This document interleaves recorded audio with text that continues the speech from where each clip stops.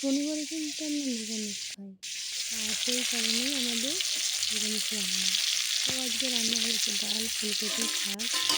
সমস্তটাই তো দেখানো সম্ভব হয় না, সেই কারণে আমি আজকে তোমাদের ফুলকপি দেখাচ্ছি। সবাই রান্না করতে পারে জানি, তবুও সবাই সবার মতো করে, আমি আমার মতো করি। ফুলকপি আলুগুলোকে খুব ভালো করে ভেজে নিয়েছি, তারপরে আমি আদা, জিরে, কাঁচা লঙ্কার একটা পেস্ট করে রেখেছিলাম, সেটা দিয়েছি। তারপরে হলুদ, নুন, একটু সামান্য লঙ্কার গুঁড়ো দিয়ে খুব ভালো করে আমি ফুলকপিটাকে কষিয়ে নেব।